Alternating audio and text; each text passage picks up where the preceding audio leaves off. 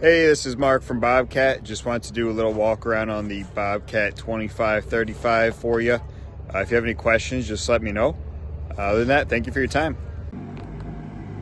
All right, starting at the front of this 2535, we're gonna have the loader attachment on there with the bucket.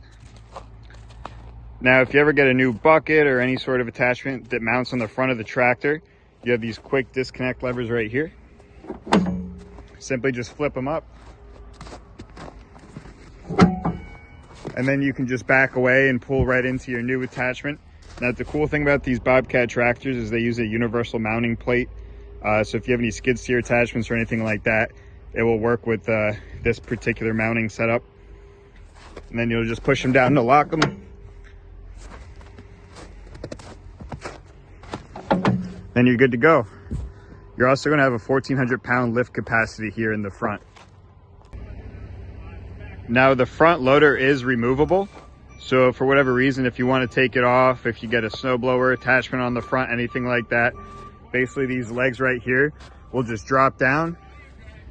You'll take this pin out here and remove the quick disconnects, and the front loader will actually support itself, and then you can just back away. So under the hood, one of the really cool things Bobcat does to make it very easily serviceable is pretty much all your dipsticks and filters are going to be on one side of the engine. And then you actually have a service schedule under the hood. Moving to the back of the tractor, you're going to have your rear PTO right here, which is going to have a cover on it just for protection. You'll have a category 1 hitch. And then with the 3-point arms, you're going to have a 1,600 pound lift capacity. And then when the tractor is running, you have this lever right here. If you got something on the back, you can raise it up and down from here or from inside the cab. You also have a little waterproof toolbox here, windshield washer fluid, and then you got your gas tank right back here. Alrighty, we are now sitting in the cab of the 2535. On the top left, you're going to have all your AC controls, defrost functions, and whatnot. You got this guy right here, which is pre-wired for a radio. Speakers are pre-wired in as well. It's just a plug-and-play scenario. Then above your head, you're going to have the recirculation or the fresh air option. The rear window is going to pop out for those nice warm summer days.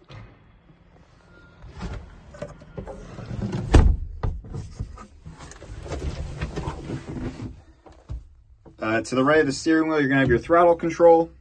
This is going to be your DPF switch. Basically, you can do a forced regen or cancel your forced regen. Hazards, you're going to have your auto/manual PTO engagement in the rear. So basically, if you have a 3rd-point attachment running off the PTO, once you go to raise it, it will automatically turn the PTO off. And then once you lower it back down, it will turn back on. So you can have that on a manual or auto setting. Then you got your standard cruise control.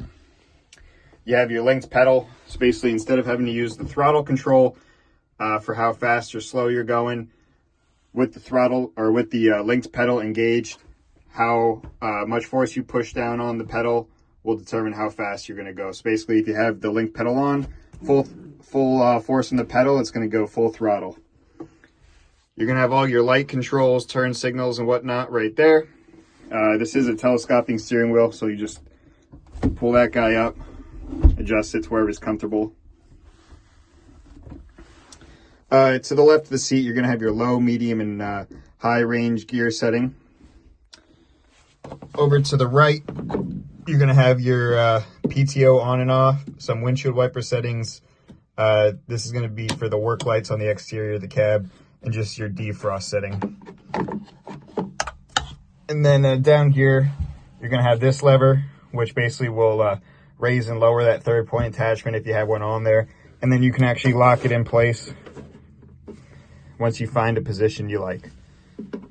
And then these are your detent levers. If you have an attachment on the back that's going to be hydraulically powered, you would use those depending on what you got back there. So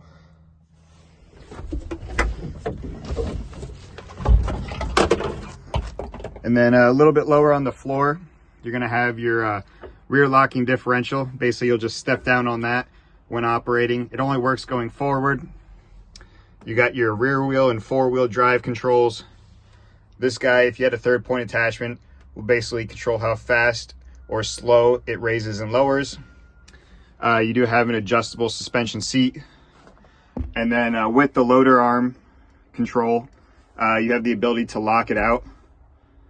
So that way, basically, this becomes non-functional. And then you can just unlock it. And then there is a float setting as well.